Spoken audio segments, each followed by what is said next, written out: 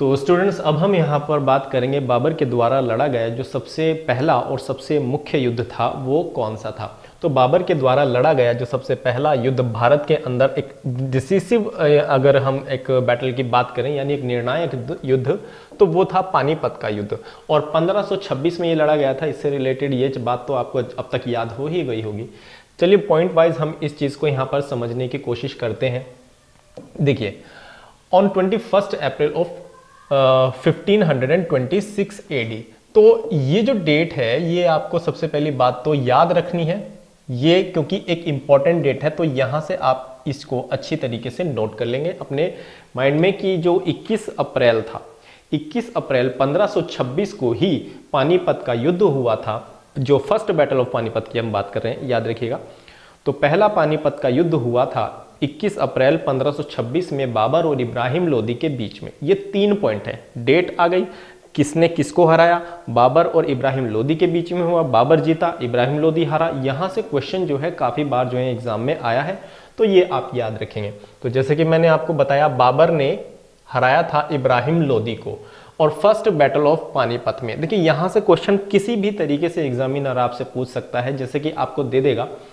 पहला क्वेश्चन यहाँ से डेट का ही बनता है और दूसरा बनता है कि आप ये युद्ध, पानीपत का पहला युद्ध किन किन के बीच लड़ा गया था, या फिर आपको इस तरीके से दे देगा। तीसरा क्वेश्चन इस तरीके से बनाता है कि बाबर ने इब्राहिम लोदी को किस युद्ध में हराया था, या फिर इस तरीके से देगा बाबर ने पानीपत के युद्ध में किसको हराया था, या फिर इब्राहिम लोदी ने पानीपत का युद्ध किसके साथ लड़ा था। इस तरीके से किसी भी कोई भी आपको यहाँ पर दिया जा सकता है, किसी भी तरीके के डेटा देगा और कुछ भी आपसे यहाँ पर पूछ सकता है।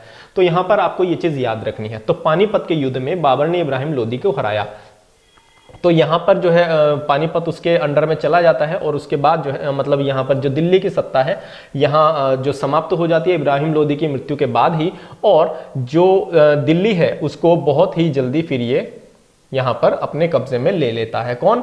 बाबर। अब जब दिल्ली तक ये पहुंच गया, दिल्ली में जो एक मजबूत सत्ता थी दिल्ली सल्तनत, उसका यहाँ पर खत्मा हो गया और नया वंश जो मुगल साम्राज्य था यहाँ पर जो है उसकी स्थापना हो जाती है। तो पानीपत का युद्ध इसलिए बहुत ज्यादा इंपॉर्टेंट है, तो ये आप यहाँ पर याद रखेंगे। अब जो नेक्स्ट इंपॉर्टेंट पॉइंट हम यहाँ पर डिस्कस करेंगे, देखिए इस जीत के कुछ कारण थे। यहाँ पर जो बाबर ने पानीपत का पहला युद्ध जीता था उसके कुछ रीजंस थे, उनको अभी हम यहाँ पर डिस्कस करेंगे। देखिए, पहले हम इसकी मैप पर लोकेशन को दोबारा से एक बार समझ लेते हैं। मैंने आपको बताया था कि यहाँ पर जो है बाबर जो है यहाँ से आना शुरू करता है और अफगानिस्तान, ये अफगानिस्तान वाला इलाका है और अफगानिस्तान वाला इलाका जो है वो शुरुआत में पहले कैप्चर कर लेता है। कंधार उसके कब्जे में चला जाता है और काबुल, और यहाँ पर जो जो हमने एक और पढ़ा था कंधार के पास ही जो काबुल और गजनी, ये जो इलाके थे ये इसके अंडर कंट्रोल हो जाते हैं और उसके बाद ये धीरे धीरे पाकिस्तान को जो पंजाब प्रांत है वहां तक बढ़ता है। लाहौर इसके कब्जे में आ जाता है, धीरे धीरे जो है ये आगे बढ़ता है और उसके बाद यहाँ पर आने के बाद जो है ये एरिया जो आप देख रहे हैं यहाँ पर जो है इब्राहिम लोदी का एक गवर्नर जो दौलत खान लोदी था वो शासन कर रहा था और वही यहाँ पर शासन करता, उसी ने जो है इनवाइट किया था और उसके शासक के साथ मिलकर इब्राहिम लोदी के फिर जो है यहाँ पर बाबर जो है आक्रमण करता है और पानीपत का पहला युद्ध यहाँ पर लड़ा जाता है। तो ये आप याद, और पानीपत वर्तमान में आपको कहाँ पर देखने को मिले, जो हरियाणा वाला क्षेत्र है स्टूडेंट्स। हरियाणा में अगर प्रेजेंट लोकेशन की बात करें तो हरियाणा का जो पानीपत जो है वो हरियाणा में इस समय पड़ता है स्टेट में, तो ये आप ध्यान रखेंगे। और हरियाणा जो स्टेट है यहाँ पर आप देख सकते हैं हरियाणा है और दिल्ली के बॉर्डर के काफ़ी नज़दीक है, ये चीज़ आपको ध्यान रखनी है। चलिए, अब इस युद्ध के कुछ कारण थे, इस युद्ध में जो बाबर की जीत हुई थी उसके कुछ कारण थे, वो क्या थे?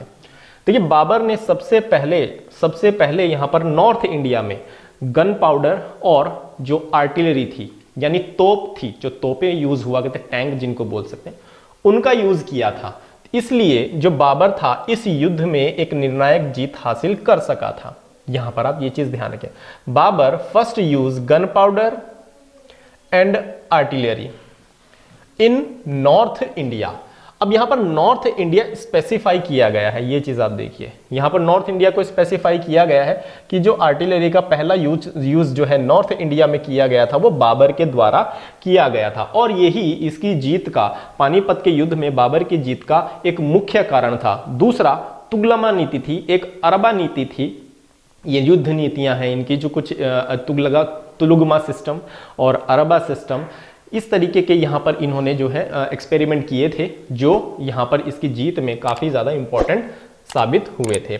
तो यहाँ पर डिसिसिव डिफीट इब्राहिम लोदी के ये जो थे मुख्य कारण बने थे। हालांकि इब्राहिम लोदी की जो हार थी उसके और भी ज़्यादा कारण थे, क्योंकि इब्राहिम लोदी जो था उसकी सेना में संगठन नहीं था, एक ऑर्गेनाइज जो थी उसकी मिलिट्री नहीं थी, और बाबर की जो मिलिट्री थी वो बहुत ज़्यादा यहाँ पर ऑर्गेनाइज थी, और इसने जो है एडवांस टेक्निक्स का उस समय पे यूज़ किया, जैसे कि गन पाउडर, और यहाँ पर आप देख तुगलक नीति, अरबा नीति, और जो आर्टिलरी, गन पाउडर, इस तरीके की चीज़ें यहाँ पर इसने यूज़ की। एक चीज़ और आप याद रखेंगे, देखिए एक इंटरेस्टिंग सी चीज़ है कि बाबर की जो सेना थी वो 15,000 की थी। माना जाता है कि बाबर की जो सेना थी वो 15,000 की थी, और 20 से 24 जो थी इसके पास तोपें थी। ये याद रखिएगा, 20 से 24 इसके पास तोप थी उस समय पे, तो ये आपको ध्यान रखना है। और जो इब्राहिम लोदी था उसकी जो आर्मी थी वो कितनी थी, 13,000 से लेकर 40,000 के बीच में जो थी इब्राहिम लोदी जो था उसकी आर्टिलरी थी। ये बाबर और ये इब्राहिम लोदी, और इब्राहिम लोदी जो था इसके इसको मैं कर देता हूं, इब्राहिम लोदी जो था इसके पास 1,000 हाथी जो थे इसकी सेना में थे। अब यहां पर आप देखिए कि बाबर के पास कम सेना थी और इब्राहिम लोदी के पास ज्यादा सैनिक थे, फिर भी इस युद्ध में जो है बाबर विजयी होता है। तो जाहिर सी बात है ये एक जो है इंपॉर्टेंट चीज है, आखिर वो ऐसा कैसे कर पाता है जो बाबर है। बाबर ने अपनी एक ऑर्गेनाइज मिलिट्री को यहां पर लेकर आया था, और जो अलग रीजन मैंने आपको बताया जो हम अभी यहां पर डिस्कस करेंगे। पहला रीजन तो यही हो गया, गन पाउडर और आर्टिलरी का। अब दूसरा रीजन जो था यहां पर क्या था, जो बाबर यहां पर जीत हासिल कर सका था, बाबर द्वारा भारत में अपनाई गई जो एक तुलुगमा युद्ध नीति थी। तुलुगमा युद्ध नीति और अरबा युद्ध नीति, दो अलग अलग तरीके की यहां पर युद्ध नीतियां थी, उनको यूज किया था बाबर ने भारत के अंदर इस पानीपत का युद्ध जीतने में। तो ये आपको याद रखना है, तुलुगमा।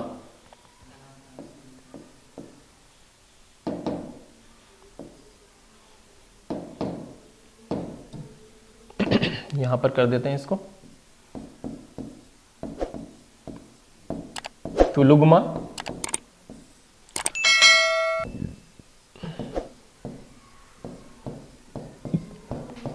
और दूसरी थी तुलुगमा युद्ध नीति के बाद आप देखेंगे यहां पर एक थी अरबा युद्ध नीति।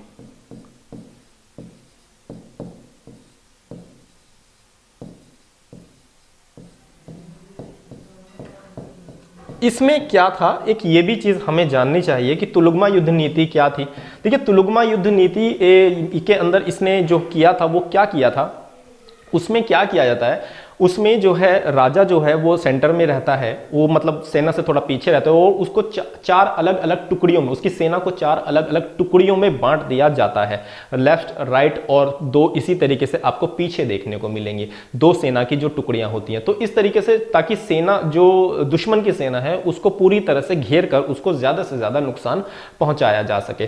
तो इस मतलब कम से कम सैनिकों में आप जो दुश्मन की सेना है उसको घेर सकें। तो इस तरीके से जो है तुलुगमा नीति को इन्होंने जो है यूज किया था पानीपत के युद्ध के अंदर। और इसको देखिए यहां हाईलाइट किया गया है, आप इसको अच्छे से याद करेंगे। तुलुगमा नीति जो थी यहां पर बाबर ने यूज की थी, और सीखा किससे था, ये क्वेश्चन एग्जाम के अंदर आया है। तो ये जो तुलुगमा नीति है ये बाबर ने उज्बेकों से सीखी थी। जो उज्बेक थे मध्य एशिया के अंदर, यह उज्बेकिस्तान है, तो वहां से इसने जो उज्बेक थे उनसे, एक मध्य एशिया के अंदर एक ट्राइब थी जो कि लड़ाकू जनजाति के रूप में जाने जाते थे, तो उनसे ये जो तुलुगमा नीति थी इसने सीखी थी और इंडिया में पानीपत के युद्ध में इसको अप्लाई किया था। ये आप ध्यान रखेंगे। फ्लैंकिंग पार्टी सिस्टम एक और था जिसको हम अरबा नीति के नाम से भी यहां पर बोल सकते हैं। ये यूज किए गए थे बाबर के द्वारा भारत के अंदर। अब अरबा नीति में क्या था, देखिए अरबा नीति में आप देखेंगे इसमें क्या था कि इसमें जो युद्ध क्षेत्र में उस समय बैलगाड़ियां जो थी उनको भी ले जाया जाता था, और उनमें आगे जो थे सैनिक हुआ करते थे, और उन बैलगाड़ियों के पीछे की साइड, उन बैलगाड़ियों के पीछे जो थी वो तोपें रखी जाती थी, यानी जो आर्टिलरी थी इनकी उनको रखा जाता था। और वहां पर ज्यादा से ज्यादा जो है ताकि दुश्मन को नुकसान पहुंचाया जा सके बिना किसी अपने नुकसान के।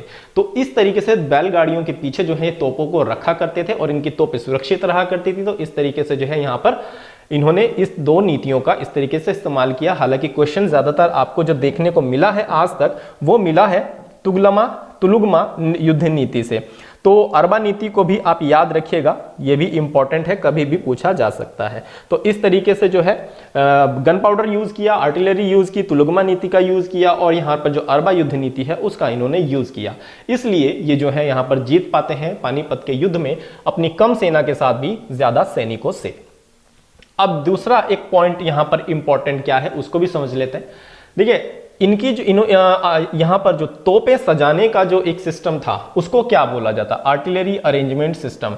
बाबर ने जो तोप सजाने का जो सिस्टम यहां पर हुआ करता था उसको क्या बोला जाता, जो इन्होंने यूज किया बाबर ने, वो था उस्मानी सिस्टम। उस्मानी नीति का, तोप सजाने की उस्मानी नीति का यूज किसने किया था, तो ये भी क्वेश्चन एग्जाम में आया हुआ है, तो आप इसको ध्यान रखेंगे। तो वो बाबर ने किया था। उस्मानी नीति किसके द्वारा यूज की, बाबर के द्वारा। या फिर बाबर ने तोप सजाने की कौन सी नीति यूज की, बाबर की उस्मानी नीति जो थी, उस्मानी सिस्टम जो था वो इसने यूज किया था। अब दो और इंपॉर्टेंट पॉइंट यहां पर हैं जो आपको याद रखने हैं। बाबर जो था उसके पास दो निशानची थे और यहां पर इन्होंने बहुत ज्यादा इंपॉर्टेंट रोल प्ले किया था इस पानीपत के युद्ध में। वो क्या किया था, एक तो था इसका तोपची, हेड ऑफ आर्टिलरी, और एक था इसका गनर, यानी जो बंदूकधारियों का जो हेड था। जो मैंने आपको बताया गन पाउडर यूज किया करते थे, यानी बंदूकें इनके पास थी। तो यहां पर जो आर्टिलरी का हेड था उसका नाम था उस्ताद अली कुली, और ये एक इंपॉर्टेंट नाम है, एग्जाम में पूछा गया है इसलिए आपके लिए यहां पर रखा गया है, उस्ताद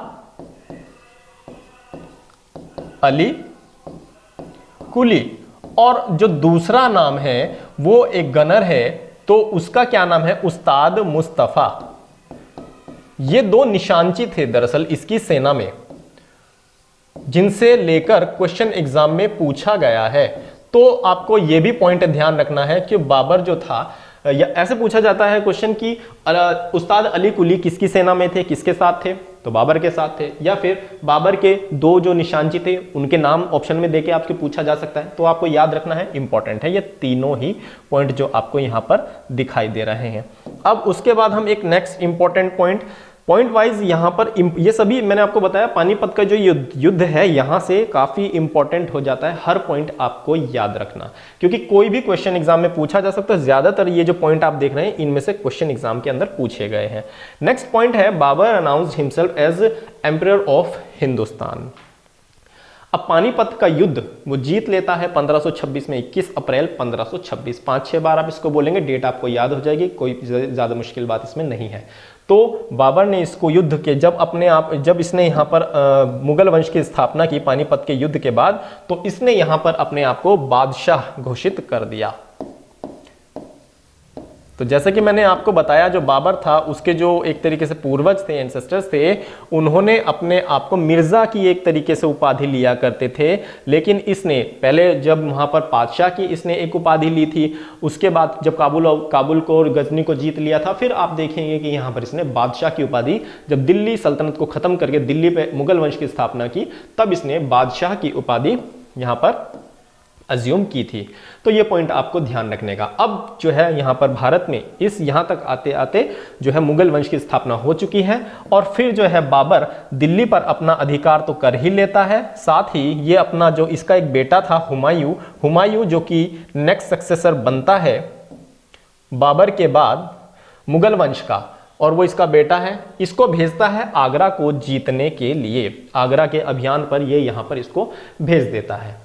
तो ये कुछ इंपॉर्टेंट पॉइंट थे पानीपत के युद्ध से रिलेटेड जो आपको स्टूडेंट्स यहाँ पर ध्यान रखने। अब इनसे मैंने आपको बताया कि काफी बार जो है क्वेश्चन एग्जाम में पूछे गए हैं, तो ये भी आपको ध्यान रखना है। एक और इंपॉर्टेंट पॉइंट यहाँ पर आता है, इस युद्ध के बाद जो बाबर था, इसने इस युद्ध के बाद क्या किया था, काफी मात्रा में जो इसे यहाँ से धन और हीरे जवाहरात इस तरह की चीजें जो मिली थी वो इसने लूट ली थी, और अपने जो इसकी जनता थी काबुल में जो इसकी जनता थी, इसके सैनिक थे, इसके रिश्तेदार थे, उन सभी में इसने उस धन को और हीरे जवाहरात जो भी इसने लूटे थे उन सबको बंटवा दिया था। तो इसके इस उदार प्रवृत्ति के कारण, इस उदारता के कारण, तो इसको बोला गया कलंदर।